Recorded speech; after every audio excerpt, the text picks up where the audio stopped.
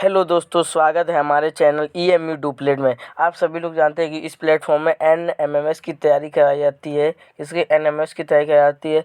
इसमें अभी जीके का कंटेंट चल रहा है। आपके लिए हम अभी रीजनिंग का कंटेंट लाने वाले हैं। और सिलेबस की बात करते हो NMS का, UP NMS का या फिर बिहार NMS का बात करें तो सिलेबस तो काफ़ी सेम है।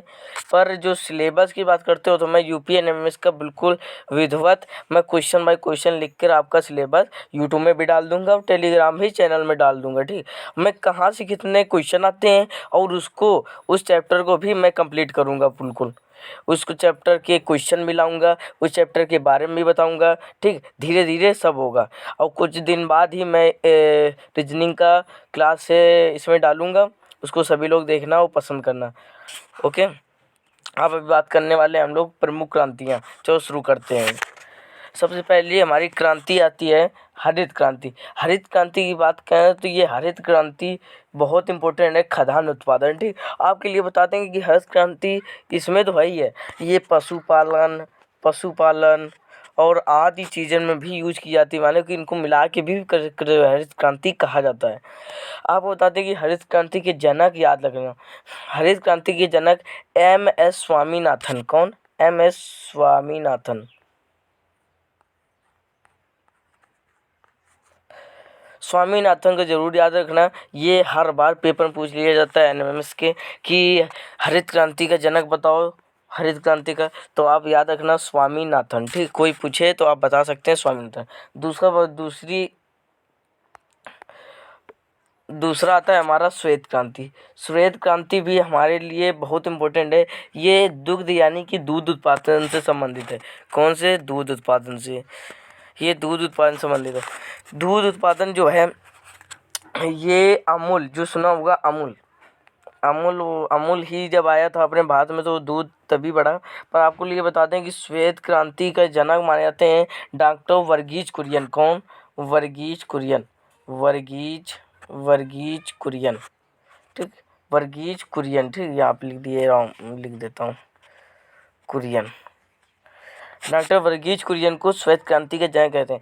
ये दो मैंने जो लिखाए हैं इनको जरूर याद रख लेना, क्योंकि इन दोनों के हमेशा हमेशा पूछता है इन दोनों के जनक या फिर इन दोनों की क्रांति हमेशा पूछता है। ठीक, और आगे चलते हैं।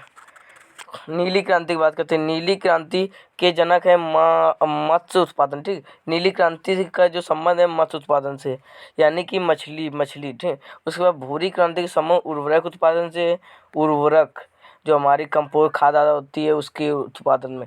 रजत क्रांति अंडा उत्पादन में। रजत क्रांति किसमें? अंडा उत्पादन में। उसके बाद आती है हमारी पीली क्रांति। पीली क्रांति तिलहन उत्पादन में। किसमें? तिलहन उत्पादन में। उसके बाद आता है हमारा कृष्ण क्रांति। ये है बायोडीजल उत्पादन याद रखना। कृष्ण क्रांति कोई पूछे किसमें? बायोडीजल उत्पादन। आगे चलते हैं। आगे हमारा है कि लाल क्रांति की बात करें तो लाल क्रांति ये टमाटर कैसे होते हैं? लाल होते हैं। तो आप उससे याद कर सकते हैं कि लाल क्रांति किससे? टमाटर उत्पादन से। आगे चलते हैं। आगे है हमारा गुलाबी क्रांति झींगा मछली उत्पादन से है। गुलाबी क्रांति किससे? झींगा मछली उत्पादन से। बादामी क्रांति किससे? मसाला उत्पादन से। ये याद रखना, ये हर बार पूछ लेता है, काफ़ी बार पूछा जाता है कि बादामी क्रांति किससे? मसाला उत्पादन से। सुनहरी क्रांति किससे? फल उत्पादन से।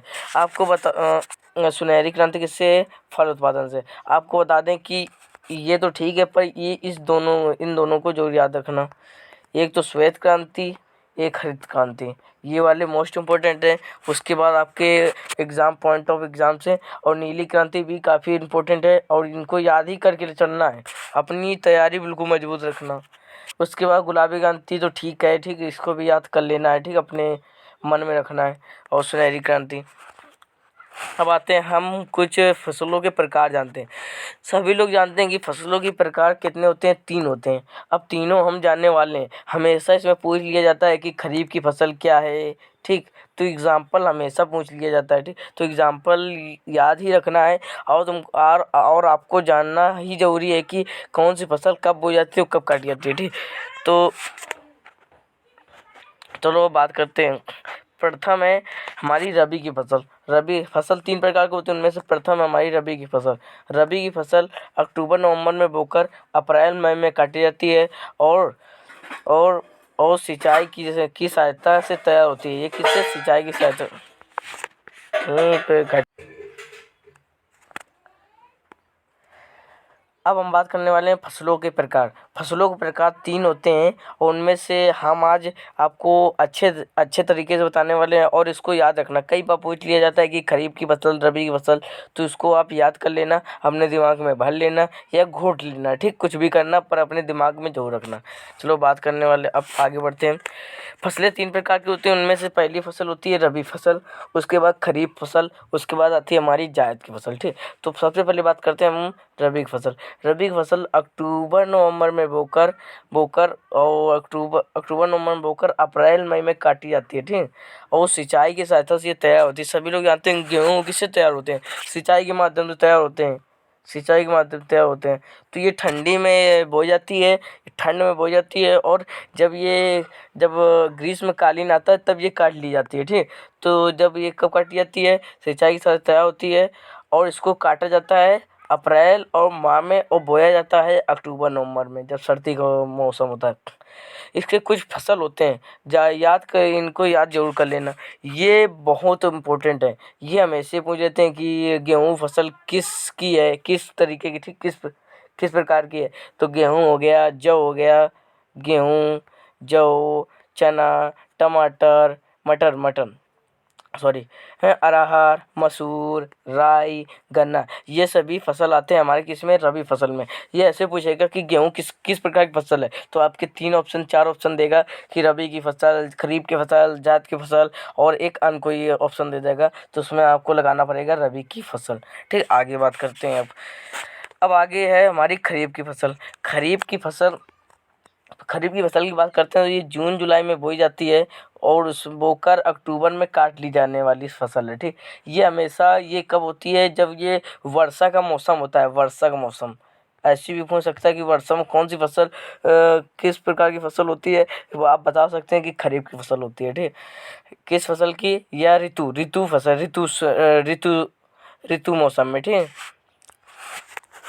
आपको बता दें कि ये जून जुलाई में बोकर अक्टूबर में काटी जाने वाली ये फसलें मानसून वर्षा से प्रमुखतः सिंचित होती हैं। इससे मानसून वर्षा से प्रमुखतः सिंचित होती हैं। ये चावल, ज्वार, बाजरा, मक्का, जूट, मूंग, उड़द, सोयाबीन, उसके बाद मूंगफली, कपास, सन, तम्बाकू आदि, ठीक। तो ये कौन कौन से? चावल, ज्वार, बाजरा, मक्का, जूट, मूंग, उड़द, सोयाबीन, मूंगफली, कपास, सन, तम्बाकू आदि, ये जरूर याद रखना, ठीक। आगे चलते हैं। अब हम बात करने वाले हैं जायद की फसल। जायद की फसल रबी तथा खरीफ के मध्यवर्ती काल में बोई जाती है, यानी कि इनके मध्य में जो हम लोग सब्जी खाते हैं वो हो गया है तरबूज, खरबूजा, वो वाली जो फसलें होती हैं